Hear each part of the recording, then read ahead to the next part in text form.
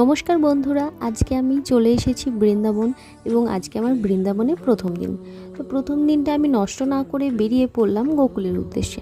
এবং গোকুলের উদ্দেশ্যে যাওয়ার পথেই গোকুল মথুরার মাঝামাঝি এক জায়গায় আছে রামনৃতিম আশ্রম। এখানকার মাটি এতটাই সুন্দর, তোমরা না গেলে বুঝতে পারবে না। এখানকার বালি ময়দার থেকেও নরম, এতটা সুন্দর পরিবেশ আর এতটা স্নিগ্ধ যে আমি তোমাদের ভাষায় প্রকাশ করতে পারবো না।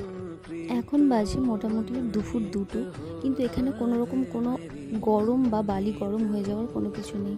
এখানে সবাই দেখছি বালিতে গড়াগড়ি খাচ্ছে এবং বালির উপরে সবাই বসে আছে। তো আমিও কিছুক্ষণ এখানে বসে নিলাম।